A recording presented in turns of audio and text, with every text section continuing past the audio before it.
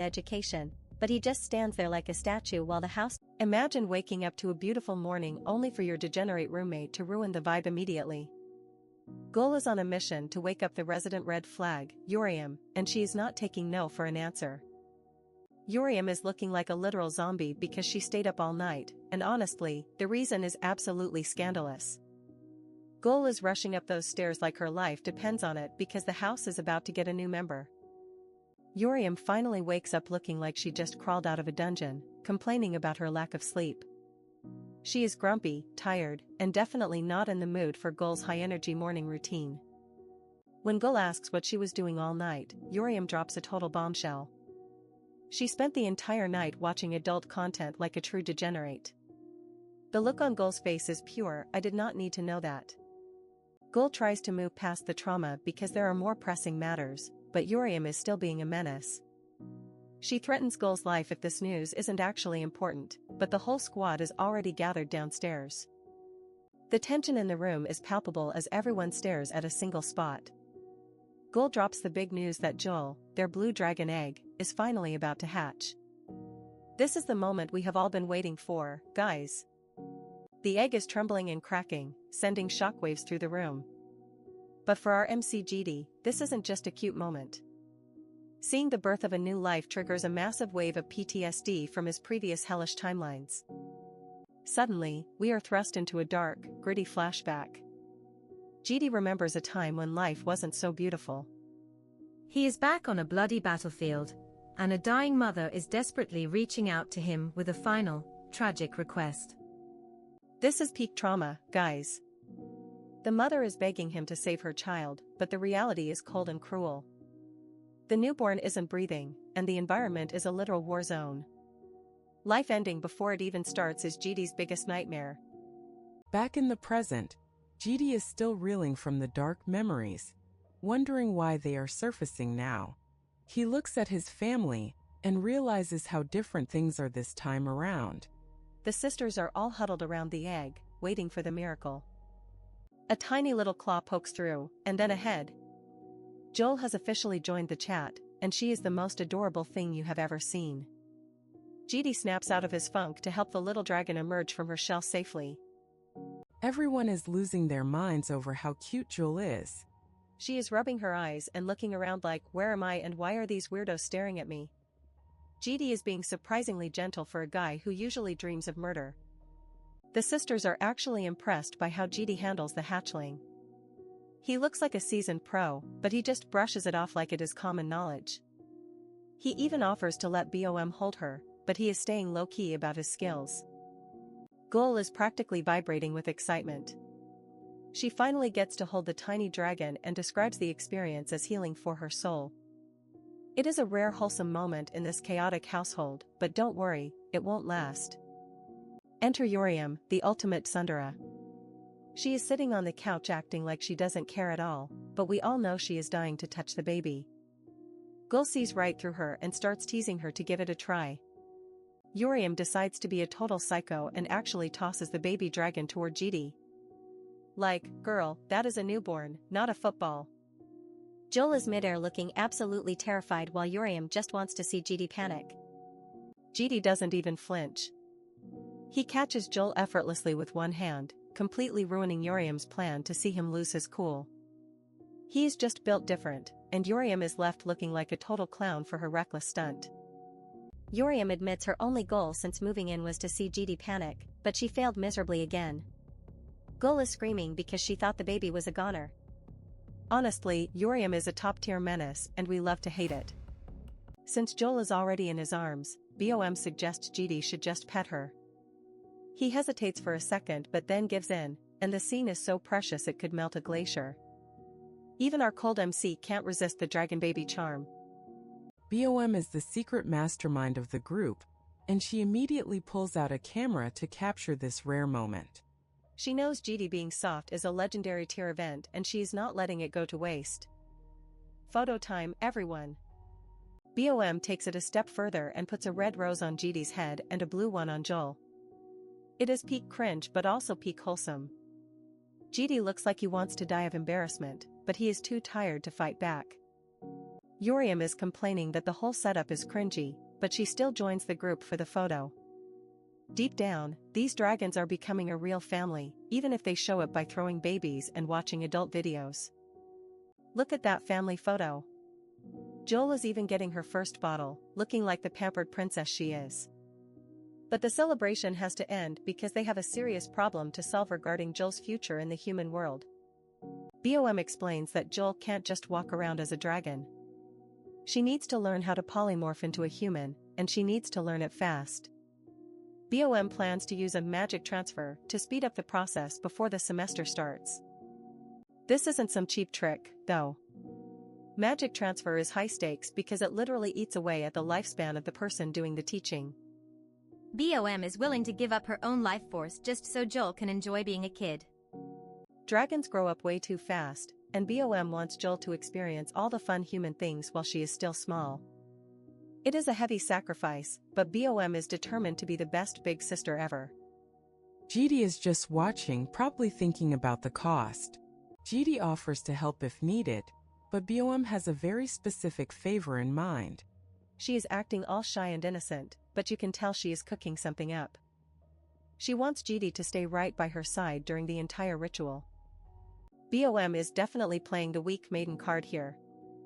She tells Jitae to come closer and not be shy, claiming she might get tired and drop the baby. It is a total manipulation tactic, and Jitae is 100% seeing right through her. She starts fake sniffling, saying she would die of guilt if Joel hit her head on the table. Jitae is just staring at her like really, but he eventually gives in because he can't be bothered to argue with her logic. Jitae sits down on the couch right next to her, and the proximity is definitely making things awkward. Bomb is smiling like she just won the lottery. She is a low-key genius when it comes to getting what she wants from our MC.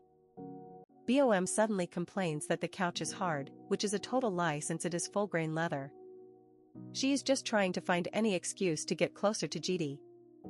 The tension is rising, and even the baby dragon is confused by the vibes. Finally, the games end and the real work begins. BOM starts the mana flow, and the room is filled with a bright, magic. A few days after that insane mana transference ceremony, and our girl BOM looks like she has been through a blender. She is literally leaking mana and can barely stand, while Jitae just stands there like the cold-blooded MC he is, telling her she did a good job. Bum tries to wobble her way to her room, reminding him to feed and burp the newborn Jewel, but her legs give out. Before she can eat the floor, Jitae swoops in for a Princess Carrie. Look at her face, she is turning redder than a tomato. She tries to play it cool with a joke about being heavy, but Jitae drops a rare sweet line, telling her she is light. It is a total critical hit on her heart. He tucks her into bed and leaves her to recover from the mana drain. Suddenly, the scene shifts and we see mana swirling around. Is Jitae in two places at once? We see a figure that looks exactly like him, but something feels off. This is where the plot thickens and the logic starts to break. The mysterious figure stares into the void. This is not just some random twin trope, it is something way more high level. The energy coming off this guy is pure final boss vibes, yet he is just chilling in a casual outfit. The team leader is flashing a corporate card like a total baller, offering a celebratory dinner, but our Jitae shuts it down immediately. He is leaving early, and the co-workers are already smelling a scandal, teasing him about a secret girlfriend. He walks away while they scream about trust issues in the background. But here is the kicker, the guy at the police station is actually a shadow clone. The shadow of the Grand Duke is currently pulling a double shift for the real Jitae. This skill is no joke. It belonged to the Grand Duke of the Demon World, a literal monster who used it to rule entire kingdoms from a distance. Jitae just casually killed him, took the skill, and now uses it to avoid office small talk. Absolute legend. The clone meets up with the real Jitae at a park. Jitae is sitting on a bench, looking like a tired stay-at-home dad. The clone bows and calls him my lord, which is a bit much for a public park, but we will roll with it. Check out Joel. The baby dragon has polymorphed into a human child and even got a fresh haircut. She is sitting there looking precious, making everyone in the park think they are looking at the world's most perfect father-daughter duo. The clone offers to hold the baby, but Joel gives it a look that could kill. Jitae explains that she can walk on her own and does not need to be coddled. This kid is barely a few days old and already has more attitude than most adults. The clone is confused as to why Jitae brought a baby to a secret meeting. Jitae is just exhausted, explaining that BOM is stuck in bed, Urium is a violent red flag who refused to babysit, and Gul is. Well, Gul. He had no choice. Now the clone starts having an existential crisis. It has all of Jitae's memories and emotions, and it is starting to question its mission. It was built for assassination and war, not for filling out police paperwork and dealing with annoying coworkers. We get a glimpse into the clone's past lives. Every other master used its power to slaughter enemies or expand their influence. But Jitae? He just wants to live a normal life and take care of a bunch of dragon girls. The clone literally cannot compute this. Jitae tells the clone to relax. There is a big mission coming soon, but for now, it needs to keep playing the role of a human cop. He even tells it to go grab drinks with the team because soon, they will all be gone anyway. That is some dark foreshadowing right there. As they walk, Joel spots a human kid getting a giant panda teddy bear from their mom. She stares at it with those big, sparkling eyes. Even a baby dragon can't resist the allure of a fluffy toy. Jitae notices her longing gaze and decides to step up. Instead of going to a toy store like a normal person, Jitae reaches into the shallowest part of the void. He literally rips a hole in spacetime just to pull out a rare blue teddy bear. Talk about over-engineering a gift. Joel is stunned. She takes the blue bear and stares at it like it is the most sacred relic in existence. Jitae asks if she likes it, but she is too overwhelmed to answer. This is peak wholesome content before the inevitable tragedy hits. Suddenly, Joel reaches up and presses her forehead against Jitae's hand. It is a deep, instinctual gesture of affection. Jitae realizes that because of the ceremony, she thinks mana transference and physical contact are the only ways to show love. We see flashes of the ritual and the heavy price paid. BOM is still drained, but the bond created is unbreakable. Jitae looks at the baby and realizes he is no longer just a warrior. He is a guardian to a creature that does not understand the world yet. The scene shifts to epic, fiery visuals of dragons and war. This is the world Jitae came from, a place of cogs and destiny. The contrast between this violent past and the quiet park is jarring, showing just how much Jitae is trying to change. The chapter closes with Jitae holding Joel as she clutches her void bear. He gives a small, rare smirk. He is playing a dangerous game trying to live a normal. Jitae is back from the shopping district and he brought a weapon of mass destruction, a human form Joel who is so adorable it should literally be illegal. Our boy is just trying to live a quiet life, but the sunset vibes are interrupted by Gul, who is basically a walking radar for hatchling emotions. Gul immediately tackles the little one, sensing that Joel is on cloud 9 because her guardian finally bought her a gift that was not a training manual. Jitae is low-key shook that Gul can read the kid's mind like an open book, but she explains it is just a dragon thing called skinship. Apparently, dragons can relay every single spicy thought and deep feeling just by touching skin, especially when they do the whole forehead-to-forehead telepathy move. Jitae admits he did not know about this biological cheat code, which gets a giggle out of Gul because she thought he was some kind of omniscient god. She reveals her new purchase, an acoustic guitar, claiming she wants to express her soul through music instead of having to touch people all the time. But the moment Jitae looks at that instrument, he gets a horrific flash of a dark future where a bloody ghoul is surrounded by needles and empty bottles. It is a total red flag moment that reminds us Jitae is not just a babysitter. He is a man carrying the weight of multiple failed timelines on his back.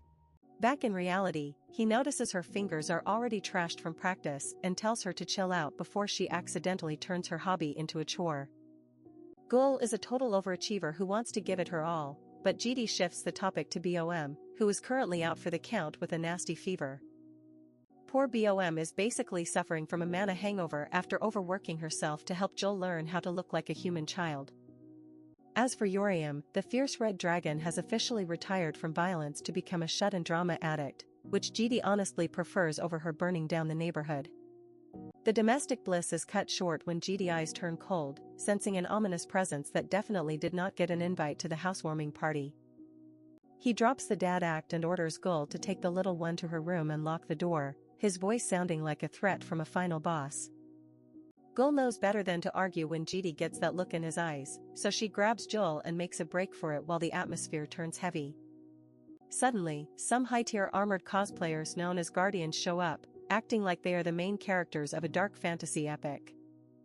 These guys are essentially elite night slaves for dragons, and they are already accusing Jitae of doing something unspeakable to the green dragon. They reveal they have already put BOM under sleep magic, treating her like a victim of human subjugation because they clearly do not know who they are dealing with. In dragon culture, these guardians are just glorified bodyguards for hatchlings, but they have developed a massive ego since they left their lairs. Jitae tells them to introduce themselves before they start barking orders in his living room, but the lead Tinkan claims only the strong get to ask questions. The intruder calls Jitae a lowly human, completely ignoring the fact that the man just identified their high-level barrier magic like it was a cheap parlor trick.